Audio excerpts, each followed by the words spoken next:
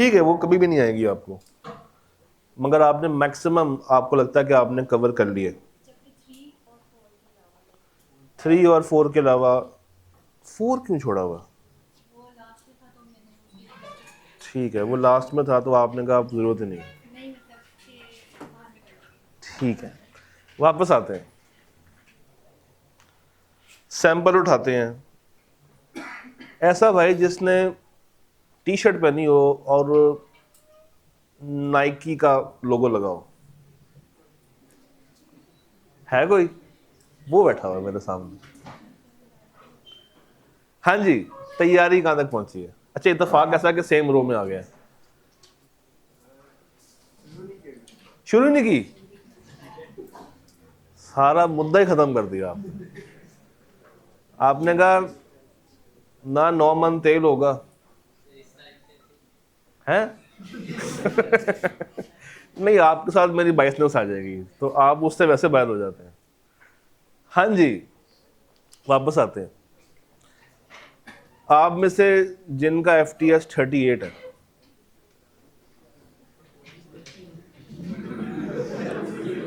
है किसी का FTS 38? नहीं है? क्या हुआ? क्या हुआ? क्या चीज?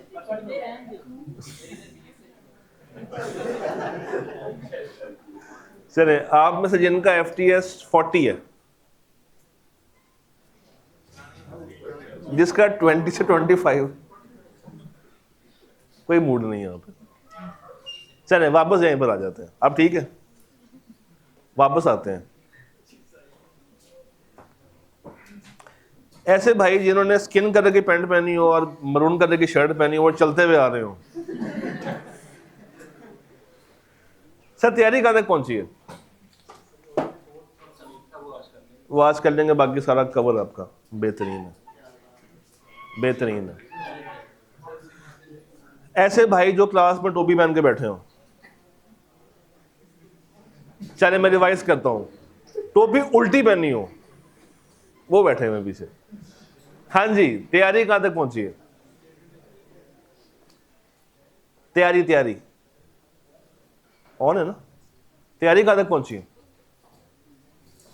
मुझे आवाज नहीं आ रही, थोड़ा ऊंची बोले। कल मुझे कह रहे थे ना ऊंची बोले, आज मैं कहूंगा ऊंची बोले। अच्छी हो गई है? चल, ये अच्छी तो एक क्वालिटेटिव बात आपने कर दी ना, इसको साबित करें। दुआओं की जरूरत है, लाहौर लाई जो सही। एक और सैंपल यहां से पिक कर लेते हैं। ये तो बाइसनेस होगी ना, वो आपको मुक्के मारी कि नहीं नहीं मेरा नाम नहीं लेना। मिस तैयारी कहां तक पहुंची? हाँ, रहने दो, ठीक है। इन्होंने कहा गाली मुका दो। चलिए मिस आप बता दें, हाँ तैयारी कहां तक पहुंची?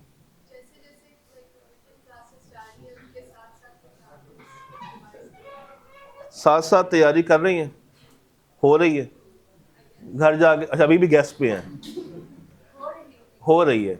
अच्छा कभी ऐसा हो आप लोग घर गए और बहुत थके हो और आपने कहा कि यार आज तो दिल नहीं चाह रहा पढ़ने का? यही तो होता है, यही तो होता है। और होता क्या है, कितने बच्चे ऐसे हैं जो 4 पेपर दे रहे हैं? 4 के आप में से कोई 4 4 और चारों ग्रुप बी के हैं? ग्रुप बी के हैं? ये भाई कहां पे, कौन से थे 4 वाले? ग्रुप बी के हैं? यहां पे कौन था? चारों ग्रुप बी के हैं। और तुम तो पुराने पापी हो, तुमने कब निकालना है पेपर? एक सेकंड, FTS 20 कितना? 39। अभी क्या चल रहा है आजकल वैसे? इधर आ जा, आगे लिया कुर्सी अगर आती है तो। क्या चल रहा है FTS आजकल? 44।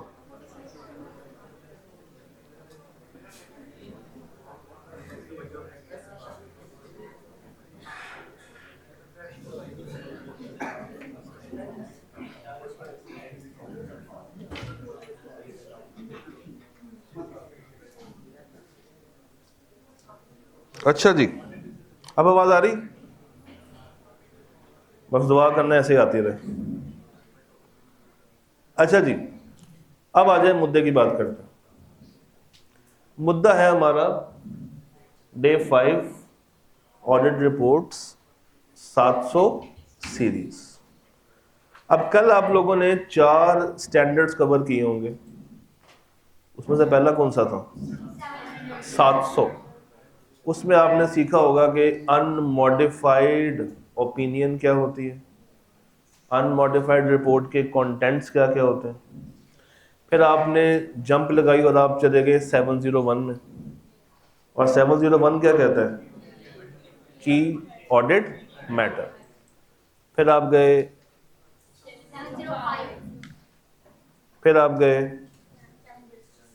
705 में, और उसमें आपने देखी मॉडिफिकेशन वाली बातें। मॉडिफिकेशन देख ही रहे थे कि साथ ही 706 आ गया, और उसने क्या कह दिया आके कि कुछ और भी मॉडिफिकेशंस होती हैं 705 के अलावा, और भी गम है ज़माने में। तो कुल मिला के कल का आपका टारगेट ज़रा सा हैवी टारगेट था, और मौके का फ़ायदा उठाते हुए मैंने कहा अब इसकी प्रैक्टिस भी हैवी वाली होनी चाहिए, अदरवाइज फिर फ़ायदा क्या ऐसे हैवी टारगेट का, है ना। तो आज आपके लिए सवाल काफ़ी ज़्यादा है। हमारा फोकस ये होगा कि हम कॉन्सेप्ट्स के अंदर ज़रा डीप डाउन बात करें, क्योंकि इसमें रिक्वायरमेंट, जैसे कोड में रिक्वायरमेंट होती है ना कि थ्रेड्स बता दें, इवेल्युएट कर दें और सेफगार्ड्स बता दें, इसकी भी रिक्वायरमेंट मोर और लेस सेम होती है कि आपने रिपोर्टिंग इम्प्लीकेशंस बतानी होती है कि रिपोर्ट में कहाँ कहाँ पे क्या क्या चेंज आएगा, ओपिनियन में क्या क्या चेंज आ सकता है। कुछ सवालों में वो कहता है कि इसमें ऑडिट प्रोसीजर्स बताएं, मगर आजकल मेजॉरिटी जो सवाल आ रहे हैं उसमें वो ब्रैकेट में लिखता है कि प्रोसीजर्स अलग से बताने की ज़रूरत नहीं है, जिससे ये सवाल रिलेटिवली आसान हो जाता। और अगर आपको प्रोसीजर्स आते हो तब तो मसला ही नहीं। तो शुरू करते हैं।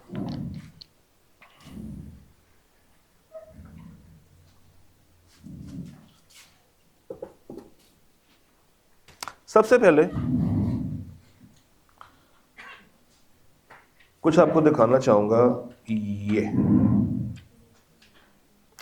How to deal with these questions. मैंने कल एक लेक्चर्स ग्रुप में भेजा था, अगर आप में से किसी को तौफीक हुई खोल के देखने की तो उसने खोल के देखा है। कोई 1 घंटा 1 मिनट का था शायद, या 2 मिनट का होगा। वो लेक्चर एक ओवरऑल बेस सेट करता है कि हमने इस तरह के सवालों को इन स्टेप वाइज सॉल्व कैसे करना है, और हमारा आज का टारगेट यही है कि हम लोगों ने स्टेप वाइज चीज़ों को अंडरस्टैंड करना है। तो स्टेप 1 क्या होता है? आपने मटीरियलिटी डिटरमिन कर लेनी है सबसे पहले। स्टेप 1 में आपने क्या करना है? मटीरियलिटी की अमाउंट निकाल लेनी है। अच्छा, मटीरियलिटी की अमाउंट निकालने के लिए मुझे कोई बेंचमार्क्स चाहिए होंगे?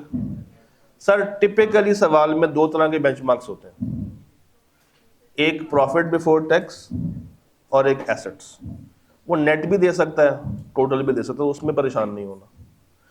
प्रॉफिट बिफोर टैक्स का आपने क्या करना है? आपने 5% के साथ उसको मल्टीप्लाई कर देना। कितने परसेंट के साथ?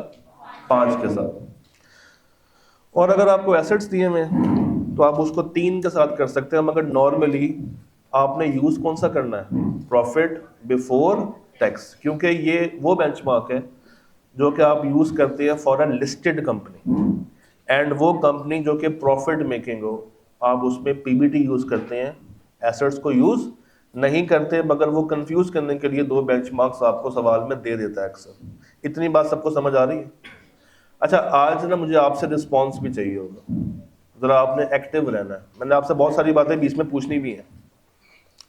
स्टेप 2, आपने इशू तलाश करना कि सवाल में मेन इशू है क्या, और फिर हम उस इशू को तलाश करने के बाद स्टेप 3 में आएंगे एंड डिस्कस करेंगे कोर्स ऑफ एक्शन, कि ऑडिटर को क्या करना चाहिए। अब टिपिकली वो जो सवाल पूछ रहा है आजकल, उसमें से वो स्टेप 2 को यहाँ तक रखता है, प्रोसीजर्स को माइनस कर देता है, और स्टेप 4 में आ जाएं तो आपने रिस्पॉन्स बताना है और ओपिनियन के ऊपर क्या फ़र्क आ रहा है, बेसिस में क्या क्या फ़र्क जाएगा, रिपोर्ट में और कहाँ कहाँ पे चेंजेस आएंगे, इस तरह के सवाल वो पूछ रहा है आपसे। ये ग्रेड आई कैप 10 से 15 नंबर तक रखता है, और 15 नंबर फॉर श्योर उसने पूछने ही पूछने। आवाज़ पीछे तक आ रही है? 15 नंबर तक उसने लाजमी, अब ठीक है, अब ठीक है, चलें, 15 नंबर तक उसने पूछना ही पूछना। तो आप एग्ज़ाम में जाने से पहले श्योर शॉट होते हैं कि 15 नंबर की रिपोर्टिंग मुझसे पूछनी ही पूछनी है। 3-4 पार्ट्स बना के भी पूछ सकता है, 2 पार्ट्स में भी दे सकता है। रिपोर्ट्स के साथ गोइंग कंसर्न को मिक्स कर देगा, रिपोर्ट्स के साथ सब्सीक्वेंट इवेंट को मिक्स कर देगा। In short, chapter 14 is a very very important chapter.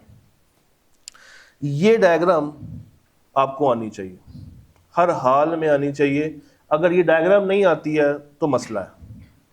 Reports के सवालों को अगर आपने सॉल्व करना है तो ये डायग्राम प्लस थोड़ी सी अकाउंटिंग आपकी अच्छी होनी चाहिए। और तीसरी चीज़, लिखना आना चाहिए। तो रिपोर्ट्स का कोई भी सवाल आप बड़ी आसानी से आंसर कर सकते हैं। सर, इसको समझ लेते हैं। ऑडिट रिपोर्ट 2 तरह से, एक मॉडिफाइड और दूसरा अनमॉडिफाइड। अनमॉडिफाइड में आपको पता है कि हम 701 का इम्पैक्ट कल आप लोगों ने देख ही लिया होगा कि कैम के साथ क्या करना होता है। अच्छा, मॉडिफाइड में क्या कैम नहीं आता? आता, मगर कौन सी मॉडिफाइड में नहीं आता? इसमें नहीं आता, डिस्क्लेमर वाली साइड पे नहीं आता। अच्छा, मॉडिफाइड 2 तरह से होती है, एक 705 वाली मॉडिफिकेशन होती है और एक 706 वाली मॉडिफिकेशन होती है। जो 705 वाली मॉडिफिकेशन है, ये है इन ओपिनियन, और ये 2 वजूहात पे आ सकती है, या मटेरियल में स्टेटमेंट हो या स्कोप लिमिटेशन हो।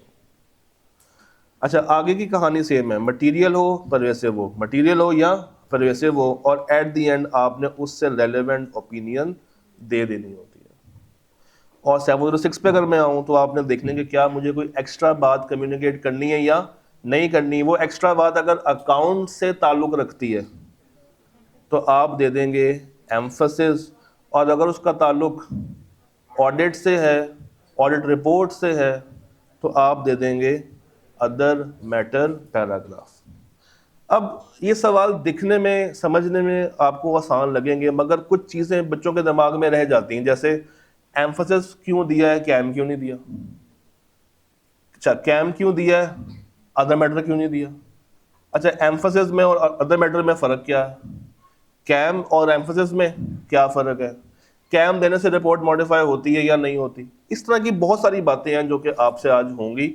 तो एक चीज़ चाहूँगा कि आपके हाथ में एक पेज और एक पेन ज़रूर होना चाहिए, वो रख लें ताकि आपको साथ साथ नोटिंग का मौका भी मिलता रहे। हम शुरू करेंगे एक सवाल के साथ। मैं थोड़ा सा पीछे से आपको लेकर आऊँगा रिसेंट पेपर पे, ताकि आपकी बेस स्ट्रांग हो सके। ऑटम 12 का एक क्वेश्चन है, ऑटम 12 का एक क्वेश्चन है जिसके 3 पार्ट्स हैं। ये 3 पार्ट से मुराद है कि ये 3 इंडिविजुअल क्वेश्चंस हैं। इसको आपने एक सिंगल सवाल नहीं मानना, ये 3 अलग अलग सवाल हैं बाकायदा। सर, आप एंगेजमेंट पार्टनर हैं और कंपनी का नाम क्या है, समरकंद, और फॉलोइंग मैटर्स आपके सामने आए। अब बेशक कंपनी एक है, मगर आपने इसको 3 अलग अलग सवाल मान के चलना। ए अलग है, बी अलग है और सी अलग है। पहले सी पे आ जाए। कहता जी, पिछले साल की जो फाइनेंशियल स्टेटमेंट्स हैं उनका ऑडिट किसी और फर्म ने किया था और उन्होंने उस पे अनमॉडिफाइड ओपिनियन दी है। आपने बताना है कि रिपोर्ट पे क्या इम्पैक्ट आएगा। देखें, पिछले साल का ऑडिटर कोई और था, हम नहीं थे। इसका मतलब है कि इस साल की रिपोर्ट में मुझे ये बात बतानी है, किसको बतानी है, अपने यूजर्स को, अपने स्टेक होल्डर्स को बतानी है। तो ऐसा पैराग्राफ मुझे तलाश करना है जिसमें मैं ये बात कर सकता हूं। अब अगर मैं रिपोर्ट के कंटेंट्स जाके देखूं तो जो साफ रिपोर्ट होती है उसमें तो कोई ऐसी बात करने वाली जगह नहीं है।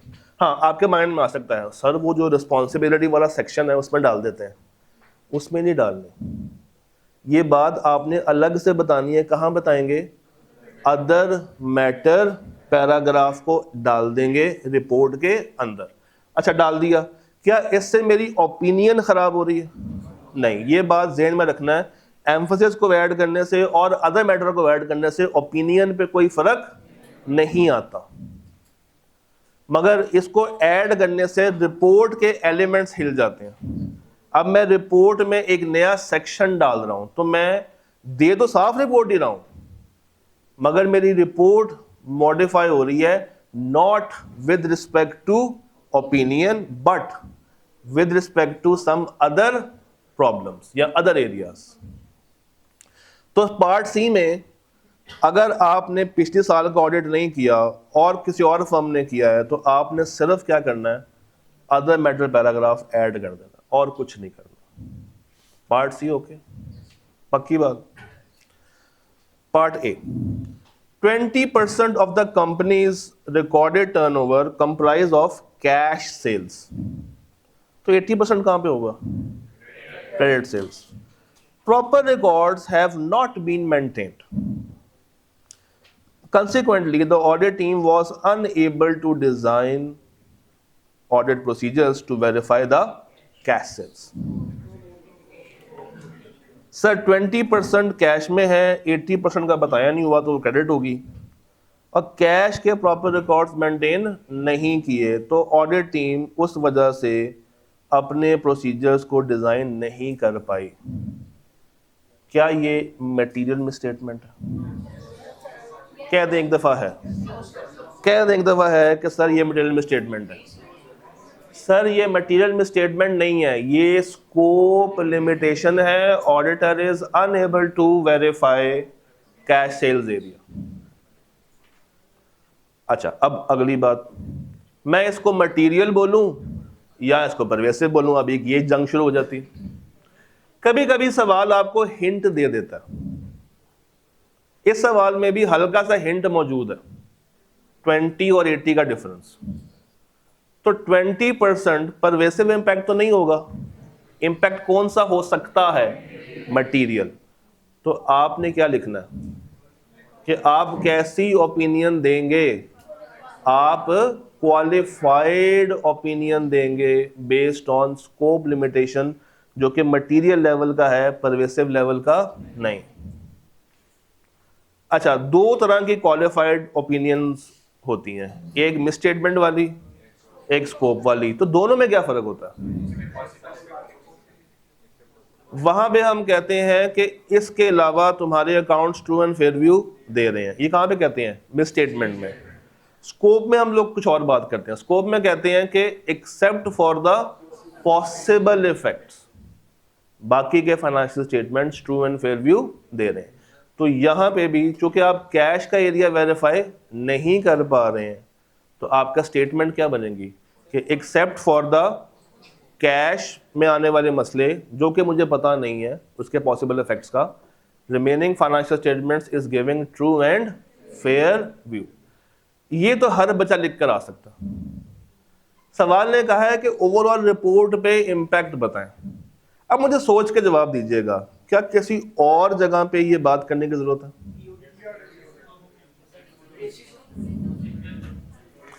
पहली बात तो ये कि कैम नहीं आएगा, नहीं, यही बात, मैं इसकी रीजंस की बात नहीं कर रहा। एक तो आपने क्वालिफाइड में ये बात लिख दी ना कि ओपिनियन मैं खराब कर रहा हूं बिकॉज ऑफ स्कोप लिमिटेशन, ये बात हो गई। बेसिस में आपने इसकी रीजन भी बता दी, इस पे कोई अदर मैटर भी नहीं है, कोई एम्फसिस भी नहीं है, कोई कैम नहीं है, मगर रिपोर्ट के अंदर क्या कोई और ऐसा पैराग्राफ है जो कि ये हिट कर रहा हो? अदर रिस्पॉन्सिबिलिटी का आखिरी लाइन पढ़ो जरा जाके, अदर रिस्पॉन्सिबिलिटी में जाएं और आखिरी लाइन पढ़ें।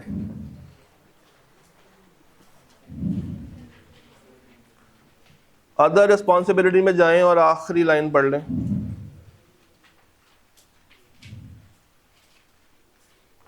हम अदर रिस्पॉन्सिबिलिटी में कुछ 4 चीजें अलग से भी वेरीफाई कर रहे होते हैं, और उन 4 बातों में से एक बात यह है कि proper books of accounts maintain किए या नहीं किए।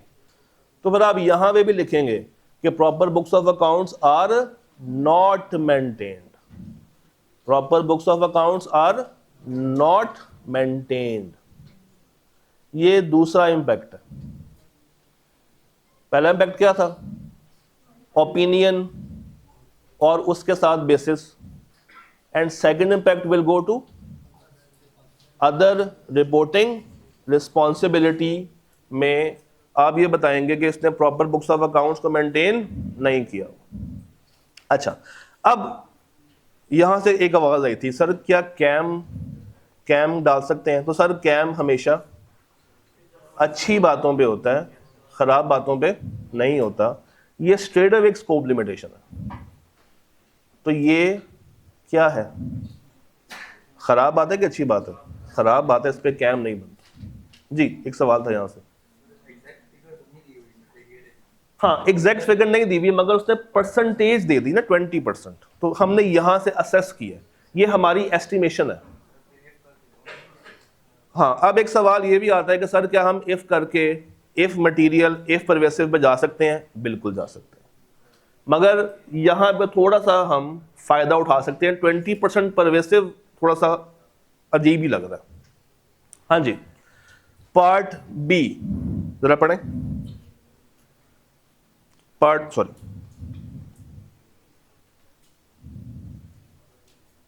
बी पढ़िएगा।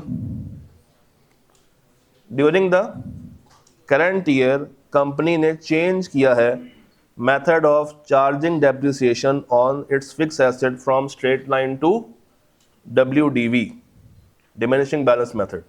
However, all the disclosures have been included into the financial statements. Sir मेरा आपसे पहला सवाल, ये चेंज पॉलिसी है या एस्टिमेशन है? पॉलिसी नहीं है, ये चेंज इन, ठीक है। तो अगर इन्होंने स्ट्रेट लाइन से WDV किया है तो इसके पीछे कोई ना कोई लॉजिकल जस्टिफिकेशन होनी चाहिए। अच्छा चलो, चेंज कर भी दिया तो इससे क्या इंपैक्ट आएगा FS के ऊपर? FS के ऊपर, सवाल को सुन लिया करें, FS के ऊपर फाइनेंशियल स्टेटमेंट्स पे इसको चेंज करने से क्या इंपैक्ट आएगा? हाँ, डेप्रिसिएशन क्या ज्यादा चार्ज हो रही होगी कि कम चार्ज हो रही होगी? कम चार्ज हो रही होगी, जिससे इनका प्रॉफिट ओवरस्टेट हो सकता है, तो प्यारे बच्चों, जो इन्होंने काम किया है, क्या IAS 16 अलाउ करता है? 16 अलाउ करता है ना? ठीक है, तो इसका मतलब है कि काम ठीक है, काम में कोई मसला नहीं है, ये मिसस्टेटमेंट नहीं है, और इन्होंने डिस्क्लोजर्स भी दे दिए। तो मैं जो रिपोर्ट इशू करूंगा इस मुद्दे के ऊपर, वो मॉडिफाइड होगी कि अनमॉडिफाइड होगी? अनमॉडिफाइड होगी। हाँ, अगर मैं अलग से अवाम को बताना चाहूं कि इन्होंने अब अपना डेप्रिसिएशन मेथड चेंज कर दिया है और कहां पे लेके चले गए हैं? WDV पे, तो मैं अलग से क्या बता सकता हूं? कैसे बताऊंगा? Emphasis of matter paragraph. मगर उसके लिए एक और चीज भी जरूरी होती है कि एंटिटी ने उसका डिस्क्लोजर दिया हो। अगर वो ही नहीं दिया हुआ तो फिर मैं एम्फसिस नहीं डाल सकता, और अगर डिस्क्लोजर मिसिंग है तो ये इटसेल्फ क्या है? Material miss statement.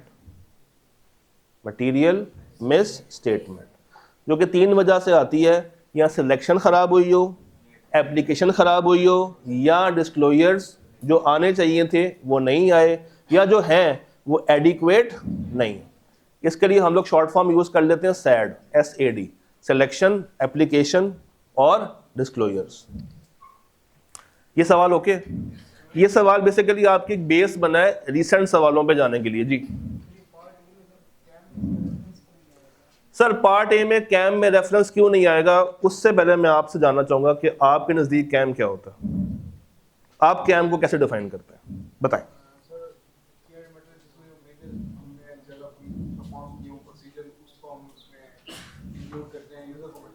ठीक है,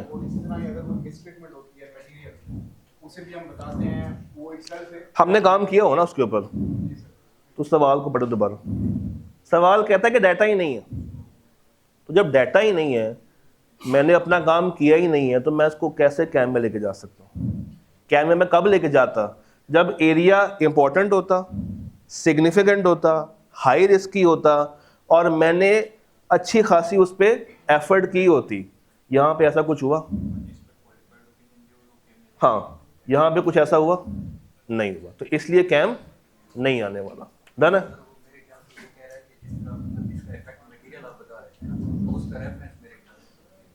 उसका रेफरेंस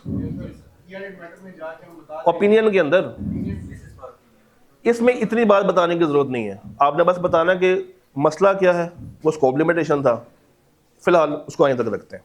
यहाँ तक ओके? मैं आपकी बात पे आऊंगा, मगर सेशन के बिल्कुल एंड पे आऊंगा। यहाँ तक ओके? अगले सवाल पे जाएं। सर मैं थोड़ा सा स्प्रिंग 23 पे आपको लेके आ गया हूं।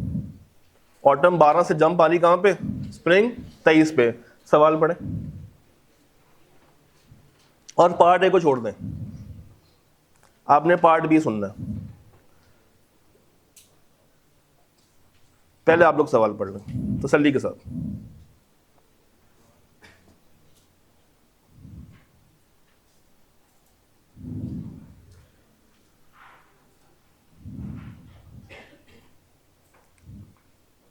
Your firm is the external auditor of Pasu limited. Year and हमेशा मुझे पता होना चाहिए कितना है, 31/12/22। अब देखें, उसने बेंचमार्क दे दिया, क्या दिया? प्रॉफिट बिफोर टैक्स कितना है? 250 मिलियन। तो जब मेरे सामने 250 मिलियन की फिगर आ रही है, मुझे एक वर्किंग फौरी तौर पे कर लेनी चाहिए, तो निकाल लें। 250 का 5%, 12.5। During the audit it was observed कि मैनेजमेंट ने डेप्रिसिएशन को रिकॉर्ड नहीं किया। कितने महीनों की? 2 महीनों की, नवंबर दिसंबर। चलिए मुझे बताइए कौन सा अकाउंटिंग स्टैंडर्ड हिट होने जा रहा है? Which has been temporarily shut down due to reduction in demand. The depreciation on the plant for these 2 months are, उसने कहा मेरे बच्चे को टेंशन लेने की जरूरत नहीं है, मैं खुद ही बता देता हूं कि डेप्रिसिएशन कितनी है जो कि चार्ज होनी चाहिए थी और वो चार्ज नहीं हुई। सर मेरा बेंचमार्क क्या है? 12.5। मिस स्टेटमेंट किधर आ रही है? 5 मिलियन पे। क्रॉस कर रही उसको? क्रॉस नहीं कर रही। इसका मतलब है कि ये इंडिविजुअली इममटीरियल है। अब ये अल्फाज सुनने गौर से, इंडिविजुअली क्या है? इममटीरियल है। क्या मतलब होता है इसका? मिस स्टेटमेंट्स को आप सिर्फ इंडिविजुअली असेस नहीं करते हैं, एग्रीगेट भी करके देखते हैं। मगर चूंकि सवाल में कोई और डाटा मेरे पास अवेलेबल नहीं है, तो मुझे फिर भी एक लाइन डालनी पड़ेगी। वो लाइन क्या होगी?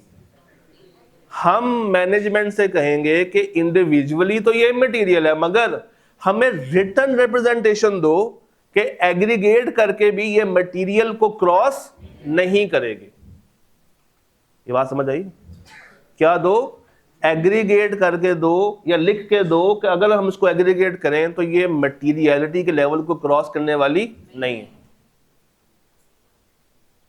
तो अब मैं इसके ऊपर कौन सी रिपोर्ट दे दूं? साफ अनमॉडिफाइड दे दूं। सवाल के नंबर है 4।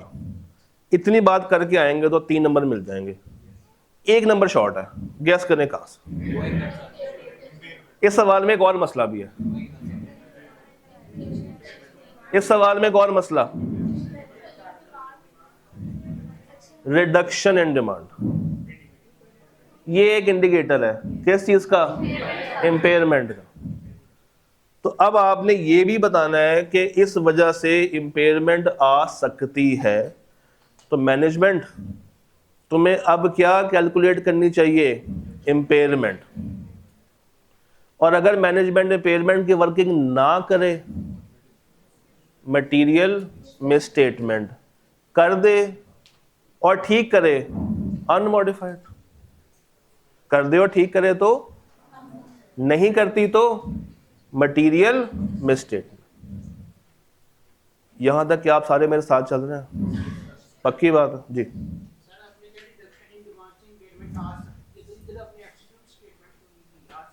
इंडिकेटर है ना,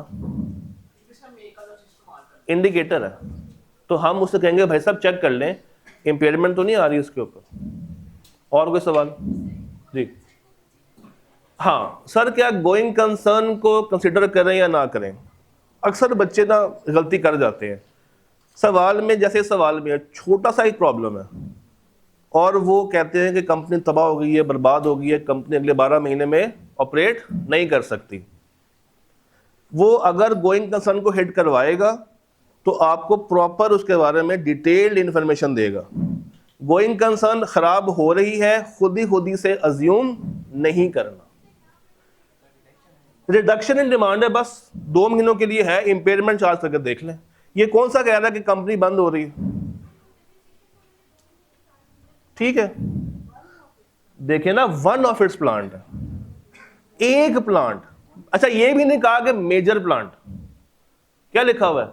वन ऑफ इट्स प्लांट, कोई इतना मेजर इंपैक्ट नहीं। सर जरा पढ़िएगा। Although depreciation only amounts to 2% of profit before tax. अच्छा, ये कैसे आया? एक और तरीका भी होता है निकालने का। एक तरीका ये है कि आप उसको पहले मल्टीप्लाई करें और कंपेयर कर लें किसके साथ? 5 मिलियन की मिस स्टेटमेंट के साथ। एक और तरीका ये होता है कि आप मिस स्टेटमेंट पकड़ें और डिवाइड कर दें किसके साथ? प्रॉफिट बिफोर टैक्स के साथ। निकालें जरा, 5/250 करें, 2%। अच्छा, इसमें जो एस्टिमेशन होती है वो ये कि अगर 20 को क्रॉस कर रहा है तो परवेसिव की तरफ जा सकता है, मगर वो है क्या? मटेरियल। 50 को क्रॉस कर गया तो परवेसिव बन सकता है। तो यहां पे 2% है, इमटेरियल होगा फिर।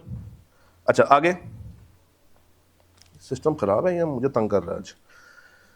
हाँ जी, 2% of the PBT and may not be material individually. वही बात कि इंडिविजुअली ये मटीरियल नहीं है।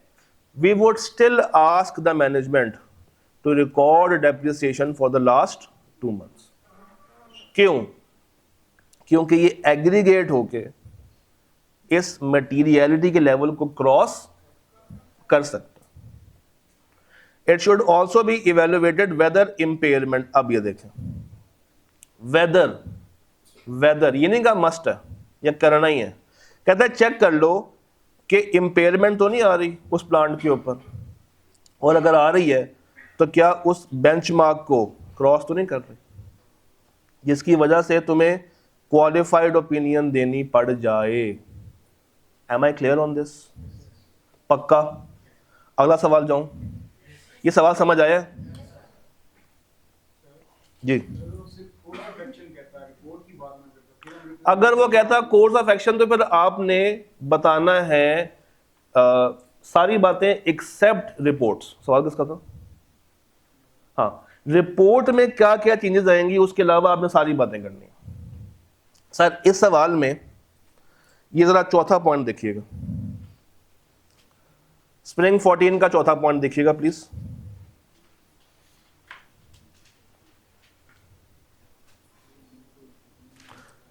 ये लफ्ज काट दें।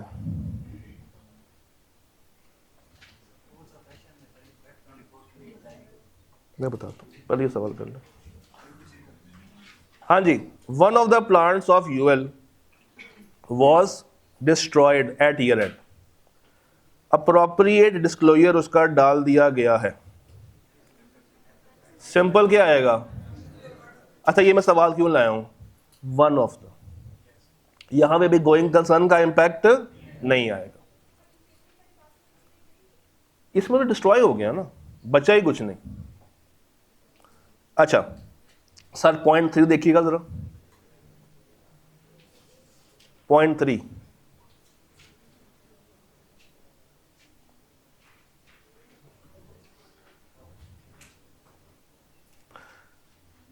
कंट्रोल्स ठीक नहीं है कंपनी के तो हमें कुछ करना, रिपोर्ट पे कोई इंपैक्ट, खराब कंट्रोल्स का कोई क्वालिफिकेशन वाला पैराग्राफ, कोई बेसिस में बात, कोई कैम में बात, कोई एम्फसिस, कुछ भी नहीं।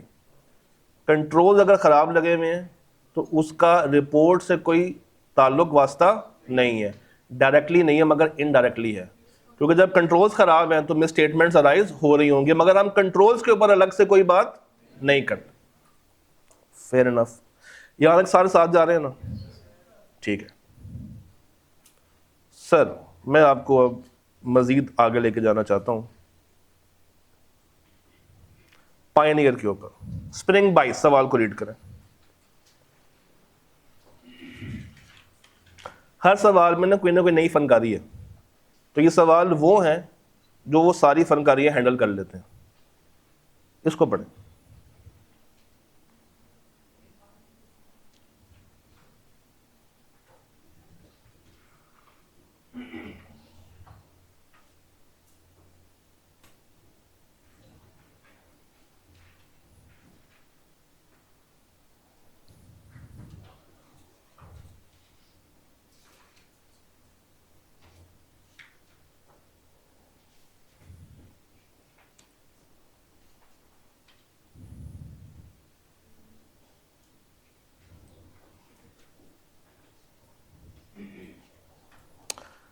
हाँ जी, पढ़ लिया सर? मैं पढ़ लेता हूँ, आपके साथ साथ पढ़ते हैं। Pioneer electronics limited had implemented a new accounting software in 2021। कोई मसला यहाँ तक? कर सकता है, अच्छी बात है, कर ले। Due to high pressure from the top management, pressure आ गया मैनेजमेंट से, implementation of the new accounting software was hurried. जल्दी में उन्होंने इम्प्लीमेंटेशन बस कर दी, जिससे मसला ये आया कि इन्वेंट्री में, पेबल में, रिसीवेबल में मसले आने शुरू हो गए। एक से ज्यादा, न्यूमरस, काफी ज्यादा मसले आने शुरू हो गए हैं। कंपनी का जो स्टाफ है is still in the process of identifying and rectifying these deficiencies. Staff अभी तक ढूंढ ही रहा है। The audit team has been unable to verify these balances through alternate means। कहते हैं इससे पहले आप सोचें कि वो alternate काम करेगा स्कोप के अंदर, उसको वहां से भी कुछ नहीं मिला। Inventory, payable and receivable, 3 accounts हैं, 200, 150, 100 जमा करें। 450 मिलियन का डाटा वेरीफाइबल नहीं है। अब नीचे देखें, पीबीटी भी दिया हुआ है और एसेट्स भी दिए हुए हैं। मुझे क्या लेना है? पीबीटी पकड़नी है। तो सर 450 ओवर 500, 90%।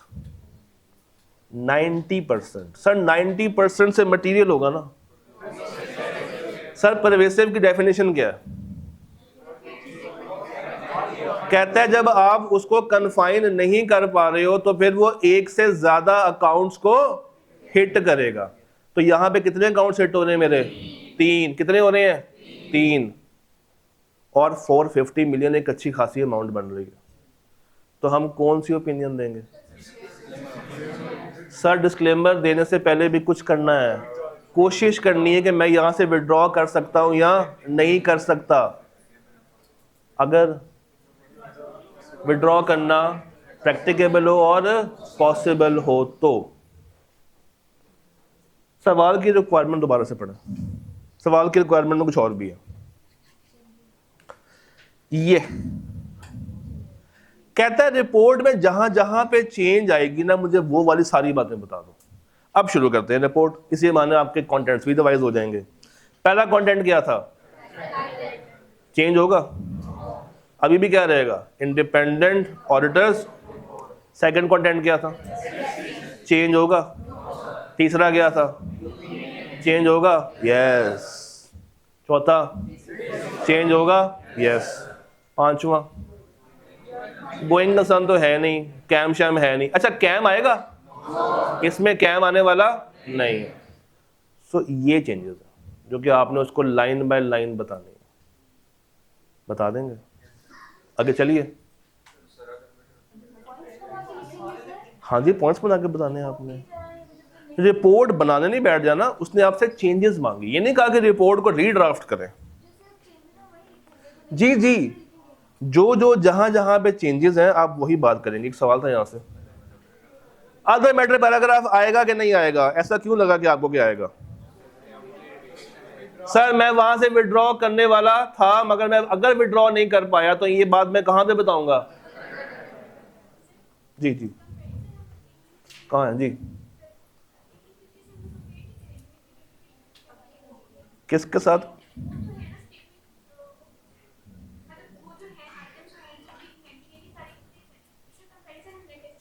नहीं, क्योंकि आपने लिस्टेड कंपनी में और प्रॉफिटेबल में सिर्फ और सिर्फ कौन सा बेंचमार्क पकड़ना है। आपके पास किताब कौन सी है? ऐसे करेंगे किताब को, ओहो कवर दिखाएं मुझे किताब का।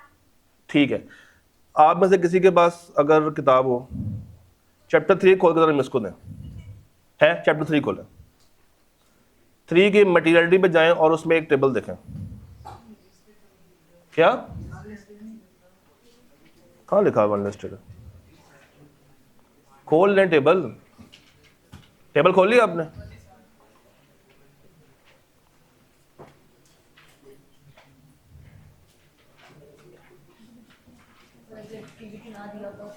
हाँ, अगर ना दिया हो तो आप ले सकते हैं, वो हालत मजबूरी है। ले लिया, खोल लिया, इसके एंड पे एक टेबल आ रहा होगा, 320 के एंड पे एक टेबल आ रहा होगा, ऐसा कहते हैं scope limitation, outside the control of management. मिल गया? इसमें देखें प्रॉफिट बिफोर टैक्स आगे क्या क्या लिखा हुआ कि ये बेंचमार्क कहाँ पे लगेगा? कहाँ लगेगा? एक प्रॉफिटेबल कंपनी हो या ये लिस्टेड कंपनी हो, तो सवाल में ये लिस्टेड कंपनी ही है, अनलेस के वो ना बताए कि लिस्टेड नहीं है। और जब भी 2 बेंचमार्क्स दिए हो, आपने प्रेफरेबल हमेशा किसको रखना है? बस ये ध्यान में रखना है, छोड़ दें उस टेबल की जान भी, बाहर आ जाए वहां से। सर 24 में आते हैं और इसमें 2 सवाल हैं। पहले जरा पहला वाला सवाल करें। ये हम 24 में खड़े हैं, स्प्रिंग 24 में। आपने सिर्फ ये वाला सवाल करना है यहां तक।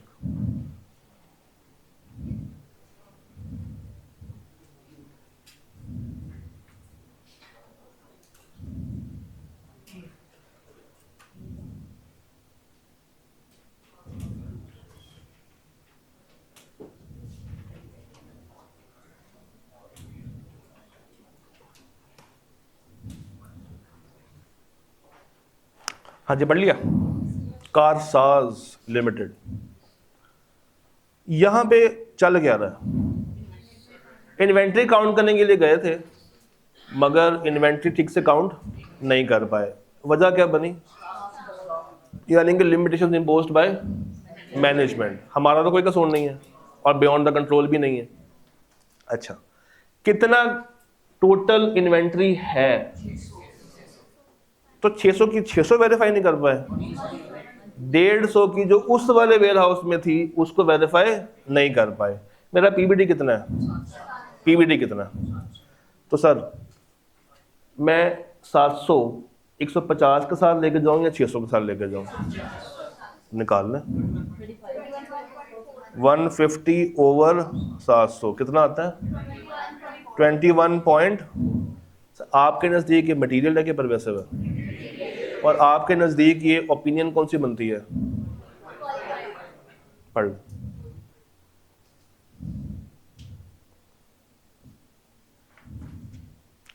इसकी फर्स्ट लाइन पढ़े।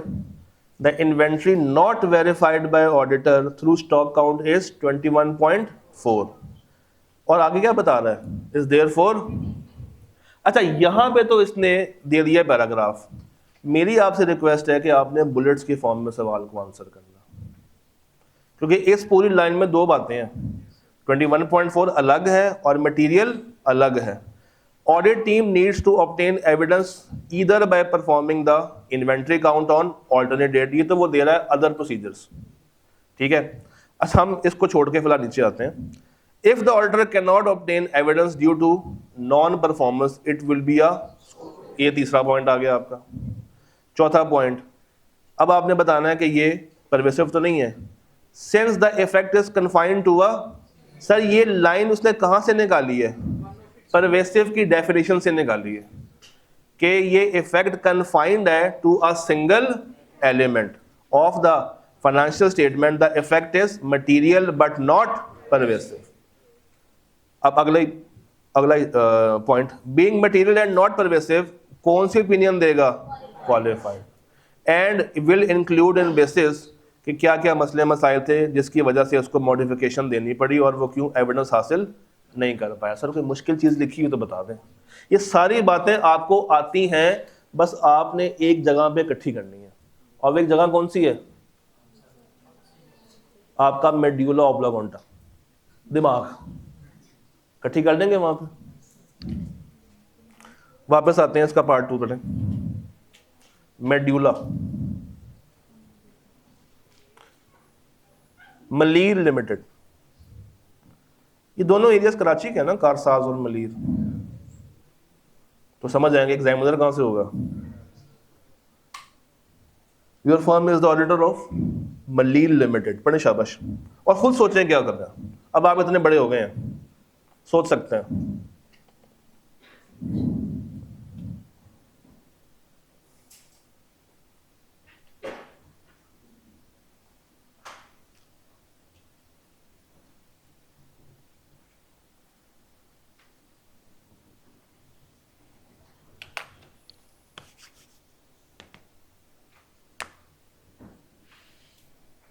सन्नाटा छाया हुआ, ना कोई फिगर है, ना कोई डाटा है, ना कोई फैक्ट है, ना पता चल रहा है कि मिस स्टेटमेंट है, ना पता चल रहा है कि स्कोप लिमिटेशन है. Sir your firm is the auditor of Malir limited. During the audit process ML has notified that the audit team, that its human resource department has also been given the responsibility for managing the human resource of its subsidiary.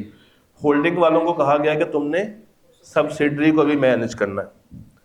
ये decision क्यों लिया गया? ताकि operational cost को कम किया जा सके और दोनों आपस में रिलेटिवली जो है वो मिनिमल चेंजेस रखती हैं, उनका स्केल भी छोटा है.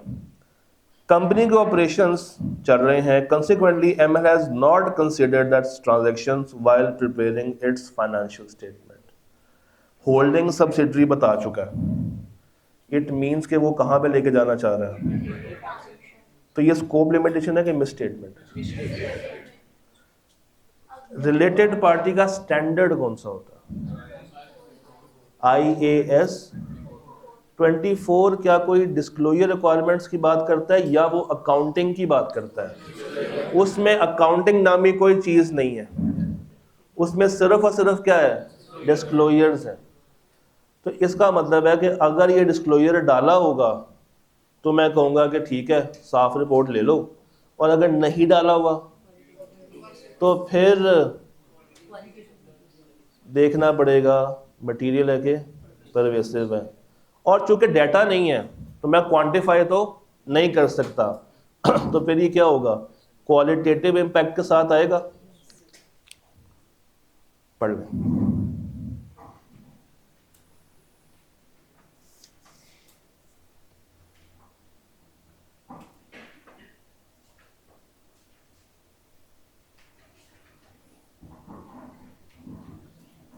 जी, हर transaction with the subsidiary is called related party transaction. Even though management ने डिसाइड किया हुआ है not to charge any amount. भाई देखिए, मैनेजमेंट अगर डिसाइड करे कि कोई अमाउंट चार्ज नहीं करनी, वो मसला नहीं है. IAS 24 को इससे कोई एतराज नहीं है. तुम अमाउंट चार्ज करो या ना चार्ज करो, उसका कंसर्न नहीं है. उसका कंसर्न क्या है कि डिस्क्लोजर आ रहा है या नहीं आ रहा.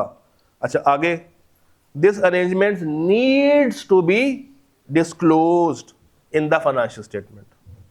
और अगर आपने नहीं की, इट मीन्स कि आप कंप्लाई नहीं कर रहे हैं किसको, IAS 24 को। ये बात समझाने के लिए सिर्फ ये सवाल लेकर आया हूं, उसमें कुछ नहीं है कि IAS 24 के अंदर किसी भी तरह की कोई अकाउंटिंग ट्रीटमेंट नहीं है, ये सिर्फ और सिर्फ डिस्क्लोजर का स्टैंडर्ड है। बीइंग अ मिस स्टेटमेंट हम कौन सी ओपिनियन देंगे, क्वालिफाइड, और उसके बाद डिस्क्राइब कर देंगे बेसिस फॉर ओपिनियन एंड। अच्छा हाँ सच, एक और बात भी आपसे पूछनी थी।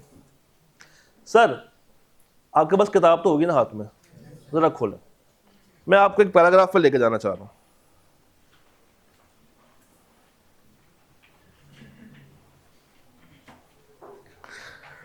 पता नहीं आपने इसको रीड कभी किया भी होगा या नहीं किया होगा।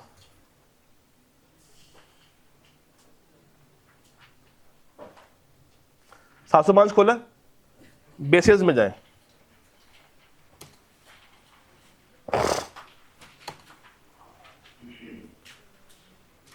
वाह, मैं सीधा पहुंचा वहां पे।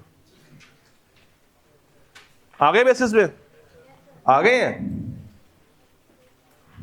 ओए आ गए हैं। सर बेसिस को हम कैसे कैसे चेंज करेंगे? सबसे पहले उसकी हेडिंग अमेंड कर देंगे। नॉर्मल का लिखते हैं बेसिस फॉर ओपिनियन, अब क्या कर देंगे बेसिस फॉर क्वालिफाइड, एडवर्स या डिस्क्लेमर। उसके बाद डिस्क्रिप्शन देंगे, क्वांटिटेटिव डाटा, क्वालिटेटिव डाटा, वो सारी बातें। सर ये पॉइंट है जो उसने आपसे टेस्ट किया है, जरा ये पॉइंट पढ़ें। If material misstatements relates to non disclosure of information, इस सवाल में भी यही था कि इंफॉर्मेशन जो आनी चाहिए थी उन्होंने शामिल नहीं की, जिस पे एतराज किसको है, IAS 24 को। तो आपने क्या करना था, डिस्कस करना है किसके साथ, बड़ों के साथ, डिस्क्राइब करना है बेसिस में। अब यहां पे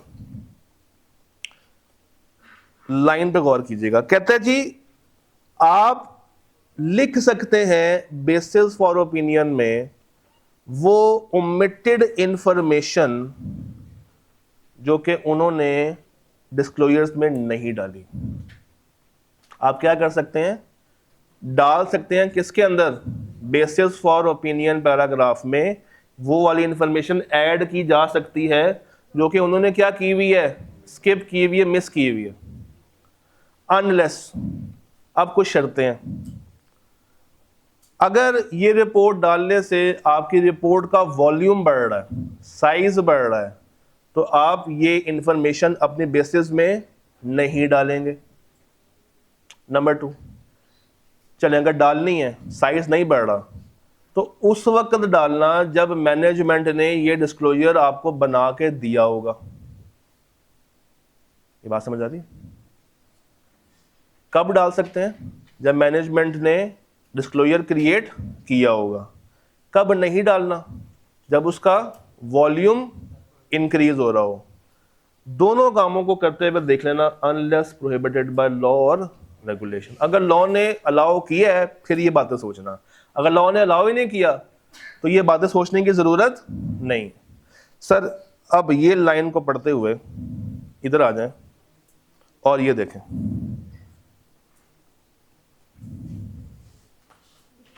अब ये देखें, auditor will include a basis for qualified, नहीं कहां गया, ये है ना, हाँ, being a material misstatement auditor will have to express qualified opinion since it is a material misstatement that relates to non disclosure of information, the auditor shall describe करेगा basis में वो वाली ओमिटेड इंफॉर्मेशन।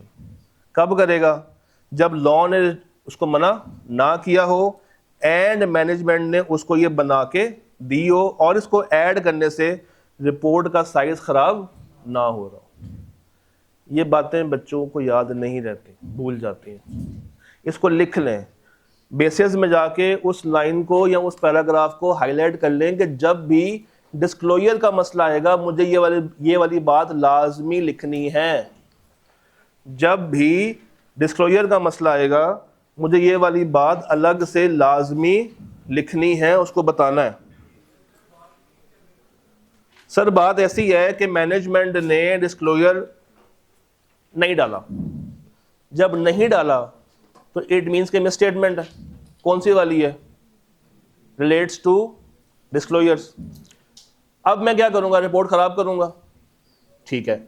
और report खराब करके जब मैं basis में आऊंगा, सवाल था किसका? जब मैं बेसिस में आऊंगा तो बेसिस के अंदर मैं अगर चाहूं तो वो इंफॉर्मेशन जो कि मैनेजमेंट को देनी चाहिए थी नहीं दी हुई, मैं उठा के वो अपने बेसिस में डाल सकता हूं। मगर वो करने के लिए पहली शर्त ये है कि लॉ ने अलाउ किया हो, दूसरी शर्त ये है कि मैनेजमेंट ने वो बनाया हो, तीसरी शर्त ये है कि रिपोर्ट का साइज खराब ना हो, वो ज्यादा वॉल्यूम इंक्रीज ना हो।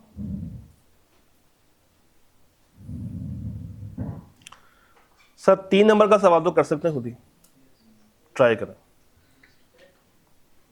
जी।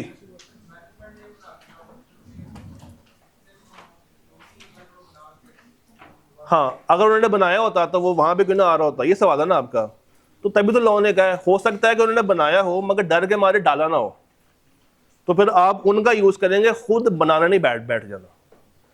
सही सवाल कीजिएगा जी जी।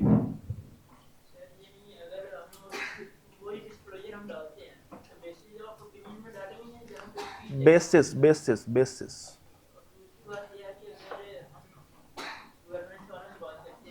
क्या करते हैं?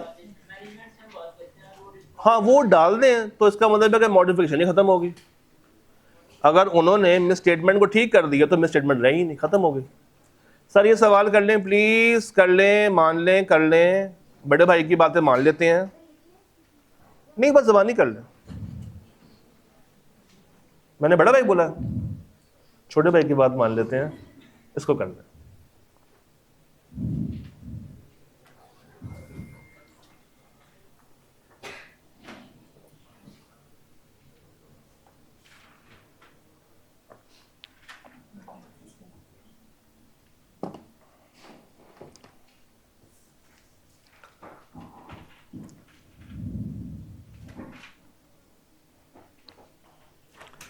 इस सवाल में ना एक सिंपल सी प्रॉब्लम है जो कि हर ऑडिट पे सामने आती है, अगर उन्होंने किसी बिल्डिंग को रीवैल्यू किया हो तो। क्योंकि हम अक्सर ये पढ़ते हैं कि हमें उनके बंदों पे कभी भी भरोसा नहीं होता, और उनका एक्सपर्ट एक अलग बंदा है, हमारा एक्सपर्ट अलग बंदा है। अब ये सवाल पढ़े,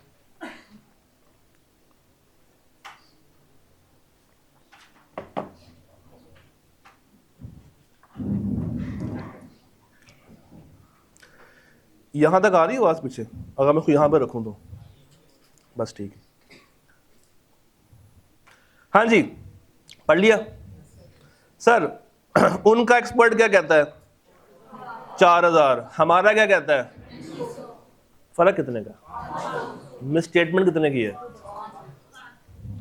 यही मसला है। देखें देखें, बात सुनो। उनका एक्सपर्ट कह रहा है 4000, हमारा कह रहा है 3500।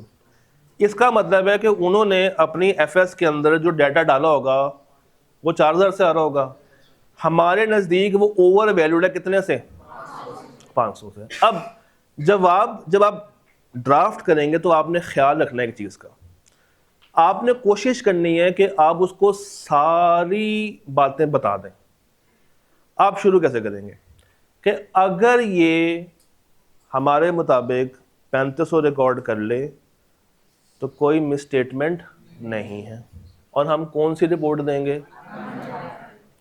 पहला पॉइंट ये बन गया, 3 नंबर का है ना, पहला पॉइंट ये बन गया।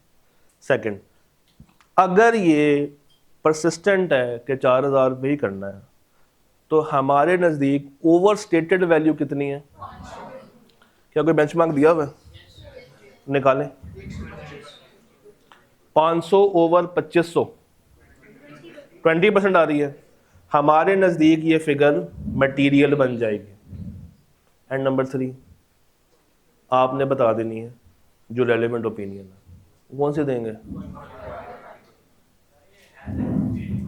क्या? तो एस्टिमेशन में होता है सब कुछ।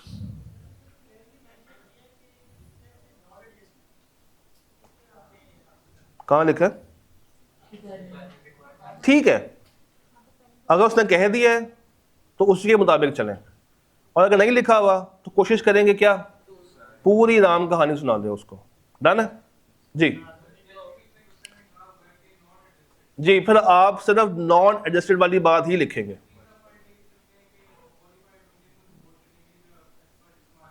हाँ, अगर वो रिक्वायरमेंट में ना बताए कि आपने एक्सपर्ट के ऊपर बात करनी है, तो ये पॉइंट में से बन सकता है कि आप उनके एक्सपर्ट को भी चेक करना शुरू कर सकते हैं। अच्छा, इसके जवाब में ना इसने ये वाली बातें की हुई हैं, जरा पढ़ें। सबसे पहले क्या बता रहा है? 20% है, ये बात आपने भी बता दी थी, एक नंबर आ गया। उसके बाद ये मटेरियल है मगर परवेसिव नहीं है। गौर करें, उसने फिर से वही लाइन यूज की है, कन्फाइंड टू अ। इसका मतलब है कि जब आपने ये बात बतानी है तो आपने भी ये बात लिख देनी है। और तीसरा, अगर ये रिमेन्स अनएडजस्टेड तो क्या होगा? बीइंग मटेरियल हमें कौन सी ओपिनियन देनी पड़ेगी, और फर्क बेसिस में भी जा सकता है ना। ऑटम 24 को थोड़ा सा स्किप करते हुए हम आगे भागते हैं।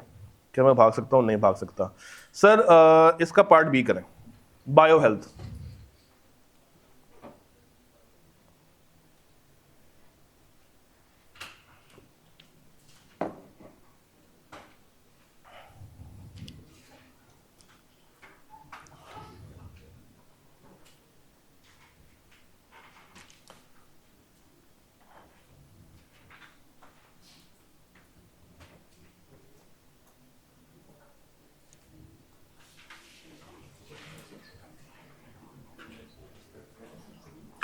हाँ जी, मेरा पीबीटी कितना है?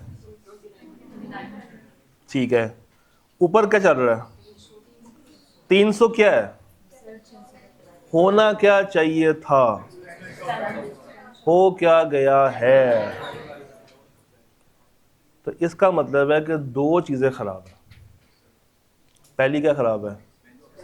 एक्सपेंस मेरा अंडरस्टेटेड है, और एक एसेट जो कि रिकॉर्ड नहीं होना चाहिए था वो रिकॉर्ड हो चुका है। तो 300 ओवर 2900, 10 पॉइंट।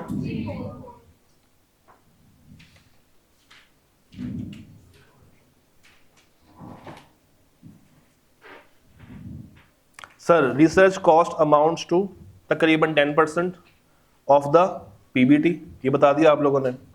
सिंस ये effect is confined to a single element, तो मैं कौन सी ओपिनियन की तरफ जाऊंगा? कौन सी? मिस स्टेटमेंट है ना, तो क्वालिफाइड। यही बात आपने बतानी थी। और साथ में आपने बता देना कि बेसिस के अंदर मैं वो सारी बातें बता दूंगा जिसकी वजह से क्या आ रही है, मॉडिफिकेशन आ रही।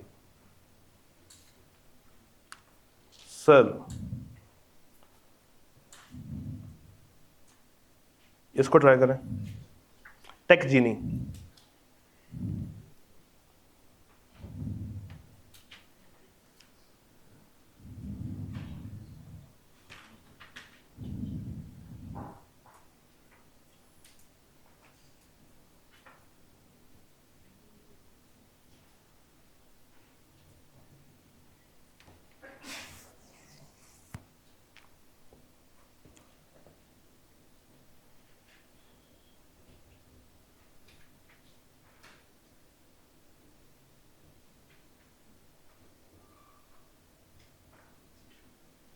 मैनेजमेंट क्या कह रही है, हम क्या कह रहे हैं? फर्क कितना क्या है? Audit team is engaged in extensive discussions with the company, और वो अभी भी इसको उस पर रिकग्नाइज नहीं कर रहे। However management decided to record an impairment on 350, वो उसी पे परसिस्टेंट है, as they believe it is the best estimate. मगर हमें क्या लगता है 300, तो सर फर्क कितने का है? उसके मुताबिक आपने बात कर लेनी है। मटीरियल के इमटीरियल 2% बनता है, मगर इसमें जो आपने एडिशनल बात बतानी वो क्या बतानी है? इंडिविजुअल एंड एग्रीगेट वाला पॉइंट इसमें डिस्कस होना, ये देख रहे हैं। Additionally the misstatement must be aggregated with other misstatements. तो सर यहां तक अभी हम लोगों ने क्या सीखा? क्या सीखा यहां तक? हम लोगों ने सीखा है, जरा लिखिएगा, अब मैं लिखवाता हूं कुछ चीजें आपको, कुछ गोल्डन रूल्स हैं वो लिख लें।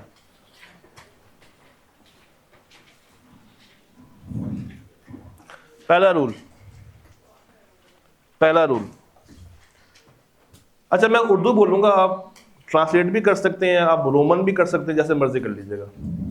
पहला रूल क्या है कि जब भी सवाल आएगा ऑन रिपोर्ट्स, जब भी सवाल आएगा ऑन रिपोर्ट्स, तो सबसे पहले मुझे ये देखना है कि ये स्कोप लिमिटेशन है या मटीरियल मिसस्टेटमेंट।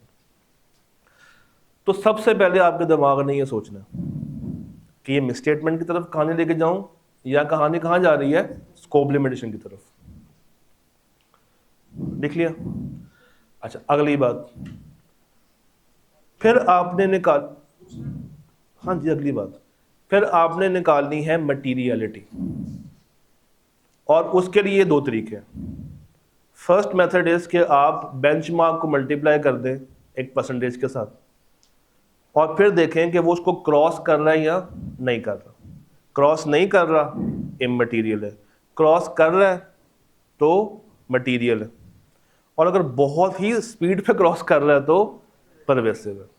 तो ये जजमेंटल पॉइंट है। एक और तरीका जो है वो कौन सा तरीका है कि आप मिसस्टेटमेंट पकड़ते हैं, उसको डिवाइड करते हैं किसके साथ? प्रॉफिट बिफोर टैक्स के साथ, फिर देखते हैं परसेंटेज। 20 से नीचे नीचे है तो मोस्टली हम इसको इममटीरियल समझ लेते हैं। 20 से 50 तक है तो मोस्टली ये क्या होती है? मटीरियल, और अगर 50 को क्रॉस कर जाए तो परवेसिव की तरफ जा सकती है। ये सारी एस्टिमेशंस हैं, इसके पीछे कोई hard and fast bounded rule नहीं है। ये लिख लें पहले।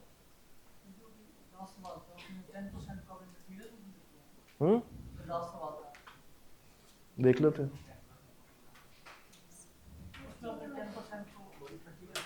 इममटीरियल है,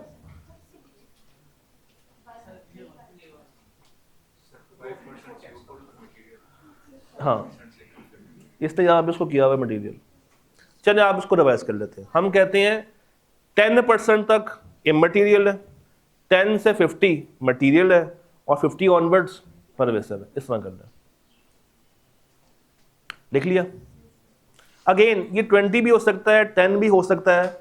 तीसरा पॉइंट ज्यादा इंपॉर्टेंट था, वो ये था कि आपको एग्जाम में जजमेंट लगाने की जरूरत ही नहीं कि ये मटीरियल है या ये परवेसिव है। अगर आप कंफ्यूज हैं, क्या है? कंफ्यूज हैं, तो फिर आप सियासी जवाब लिखें। व्हाट इज सियासी जवाब? If material and if pervasive. लिखते जाएं बस बातें। If material and if pervasive.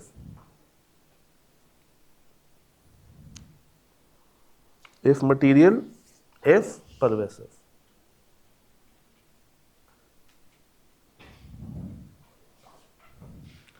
अगली बात देखें, कोशिश करनी है कि सवाल को बुलेट्स की फॉर्म में सॉल्व करना है। लंबे लंबे पैराग्राफ बनाने की ज़रूरत नहीं है।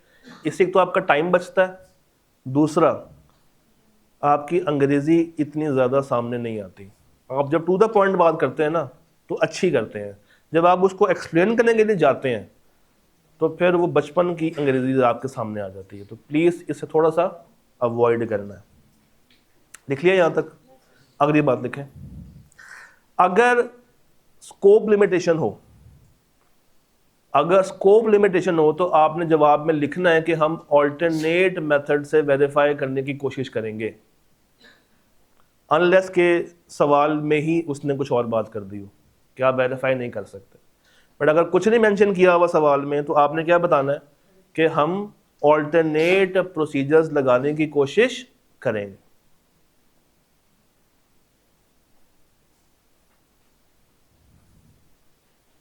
लिख लिया? चलिए आगे लिखें। अगर मिस स्टेटमेंट, जी अच्छा,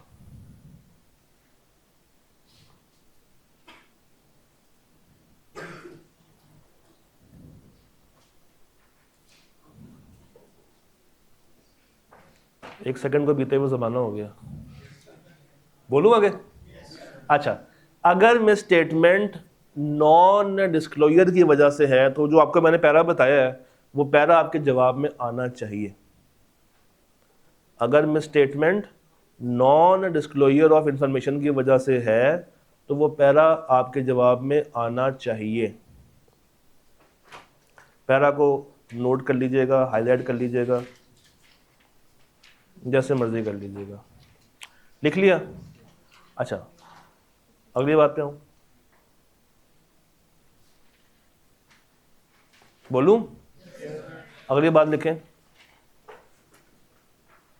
गोइंग कंसर्न की तरफ उस वक्त तक नहीं जाना जब तक सवाल रेफर ना कर रहा हो या हिंट्स ना दे रहा हो कि गोइंग कंसर्न पे मसला है, और उसके लिए वो वर्ड यूज करता है मेजर, या वो कहेगा कि इंश्योरेंस नहीं मिल पा रही, या एक डोमिनेंट क्लाइंट था वो छोड़ के चला गया, इस तरह के अल्फाज वो यूज करता है। या एंटिटी ने के ऑपरेशंस को सीज कर दिया गया है। आपने 570 पढ़ा है कल? आज पढ़ेंगे ना, तो आज आपको एक लिस्ट मिलेगी, फाइनेंशियल, ऑपरेशनल एंड अदर, उसमें आपको वो सवाल, वो जो बातें वो मिल जाएंगी। तो गोइंग कंसर्न की तरफ उस वक्त तक नहीं जाना, कब तक नहीं जाना?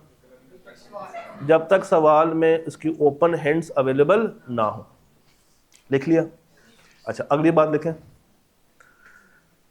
कैम सिर्फ और सिर्फ उस वक्त आएगा जब आपने पॉजिटिव बात बतानी हो। जब आपने क्या बतानी हो?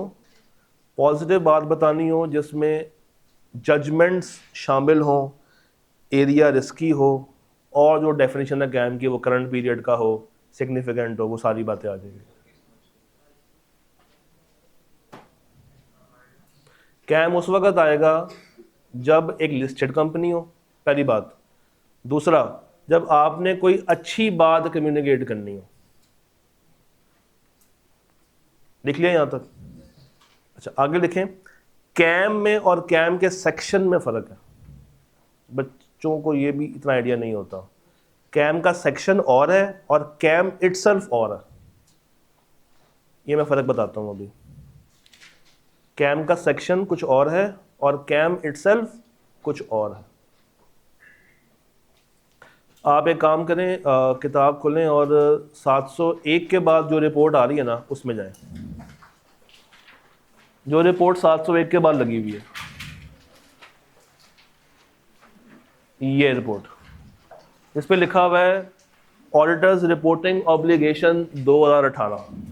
खोल लिए? खोल लिए? अच्छा, इसमें देखें, अगर आप नीचे आएंगे तो यहां पे ये आपको कैम मिलेगा। ये मिल रहा है कैम?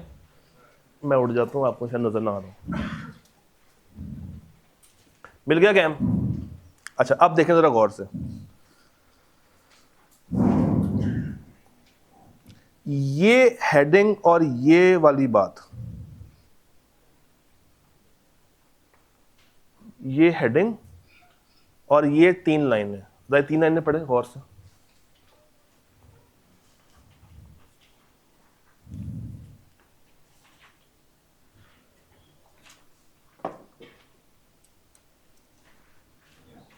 ये क्या लिखा हुआ है? कैम की डेफिनेशन है बेसिकली कि जजमेंटल, सिग्निफिकेंट, करंट पीरियड, और इस पे हम कोई अदर ओपिनियन कायम नहीं करते। सर, ये जो मैंने ब्लू से डब्बा बनाया है ये कैम का सेक्शन है, ये कैम का सेक्शन है। पहले इसको यहां तक नोट कर लें।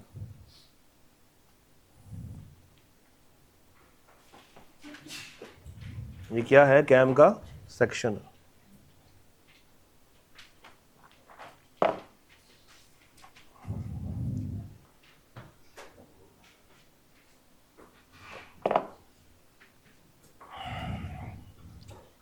हो गया नोट?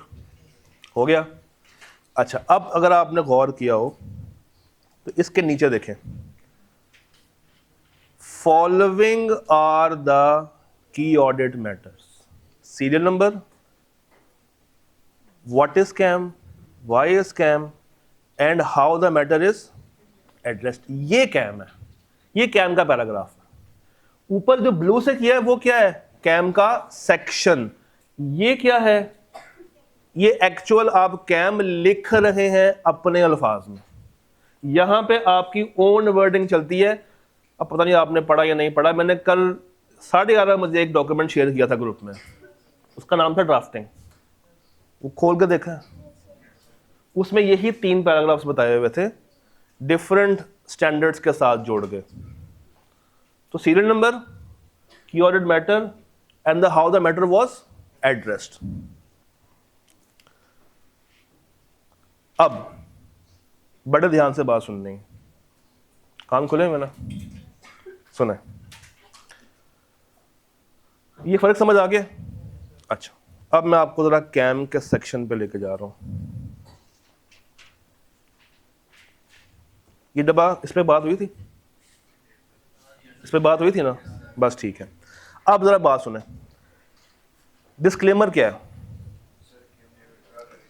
कैम का सेक्शन भी नहीं आता जब डिस्क्लेमर देते हैं, यानी कि रेड तो दूर की बात है, ब्लू वाली बातों को भी नहीं लिखना। ये बात समझ आई? रेड दूर की बात है, ब्लू वाली बातों को भी मेंशन करने की जरूरत नहीं है। When auditor disclaims an opinion, वो ये नहीं कह रहा कि कैम मत डालो, वो कहता है कैम का सेक्शन ही गायब कर दो। तो वो ब्लू वाली बात जो मैंने डब्बा बनाया था वो भी इसमें शामिल नहीं होनी। ये बात क्लियर है? अगली बात सुने, जब आप एडवर्स ओपिनियन दें तो क्या मसला है कैम में? एडवर्स में क्या मसला आता है कैम में? एक तरफ हम कहते हैं कि जनाब फाइनेंशियल स्टेटमेंट्स खराब बनी हुई हैं, एक तरफ हम कैम का सेक्शन में पैराग्राफ में ये बताते हैं कि मैनेजमेंट बहुत अच्छी है, बड़ा अच्छा काम कर रही है और मैंने काफ़ी एफर्ट की है। तो ये थोड़ा सा कंट्राडिक्ट हो जाता है। एक तरफ हम लोग बुराई बयान कर रहे हैं और एक तरफ अचानक से उसकी अच्छाई बयान करना शुरू कर देते। तो लॉ कहता है देना है दे दो, मगर अल्फाज का ख्याल रखना। तुम्हारे अल्फाज ऐसे नहीं होने चाहिए कैम के जिससे ये नजर आना शुरू हो जाए, इम्प्लाइडली नजर आना शुरू हो जाए कि एफएस ज्यादा क्रेडिबल है।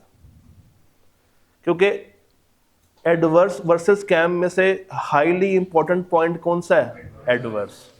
तो कैम देना है दे दो, मगर उसके अल्फाज को दबा लो जिससे वो ज्यादा क्रेडिबल नजर आना शुरू ना हो जाए। ये बात समझ आती है? ये बात ओके है? अब इससे भी एक जरूरी बात है, ये ऊपर सर जरूरी नहीं है, जरा बात गौर से सुनिएगा, मेरे पास सिर्फ 5 मिनट है। जरूरी नहीं है कि कैम का पैराग्राफ या कैम की बातें हर रिपोर्ट में आए लिस्टेड की। अगर मैंने लिस्टेड कंपनी की रिपोर्ट बनानी और मेरे पास कैम बताने को कुछ नहीं है, तो मैं ब्लू डालूं, रेड डालूं या दोनों डालूं? ब्लू ऐड करूंगा, ब्लू वाला डब्बा डाल दूंगा, डिफाइन कर दूंगा, लिख दूंगा उसके बाद we have determined that there is no cam to communicate. क्या लिख दूंगा? कि मैं डिटरमिन कर रहा हूं मेरे पास कैम बताने को कुछ भी नहीं। ये बात समझ आई है? ये बात ओके है? ये बात एंड तक ओके है? अब इससे भी जरूरी बात सुन लें, वो जो आप वाला पॉइंट था, आपका था, हाँ, आखिरी बात कर रहा हूं बिल्कुल। सर आप एक कंपनी को ऑडिट करने के लिए गए, सुनिए ये बात गौर से, आप एक कंपनी को ऑडिट करने के लिए जाते हैं और आपको नजर आ रहा है कि उस कंपनी में मसले हैं, मिसस्टेटमेंट्स हैं, तो आप क्या करेंगे? खराब ओपिनियन दे देंगे? यही करेंगे ना? जब आपको नज़र आ रहा है कि मिस स्टेटमेंट्स हैं तो आप ओपिनियन कौन से देंगे? ख़राब दे देंगे। अब वहाँ पे अगर आपको कैम भी नहीं मिल रहा, तो कैम नहीं है, अगर कैम हो तो क्या करना है? डाल देना, मगर उतना ज़्यादा क्रेडिबल ना हो। अच्छा कैम नहीं है तो कैम का सेक्शन भी गायब कर दूं? नहीं, कैम का सेक्शन आएगा, वो सिर्फ कब गायब होता है? जब डिस्क्लेमर वाली बात करते हैं। सर जी स्टैंडर्ड ये कहता है कि सारे एक्टिव है ना, स्टैंडर्ड ये कहता है कि मॉडिफिकेशन इटसेल्फ एक कैम, मॉडिफिकेशन इटसेल्फ एक कैम है, क्योंकि ये कैम की डेफिनेशन के सारे पॉइंट्स को टिक कर देती है। करंट पीरियड, सिग्निफिकेंट, उसके बाद एस्टिमेशन शामिल होती हैं, और क्या होता है? Discussed with those charge with governance. तो मैं दोबारा से बोलता हूं, खराब ओपिनियन इटसेल्फ एक कैम है, खराब ओपिनियन इटसेल्फ एक कैम है। अब इसको प्रेजेंट कैसे करना है?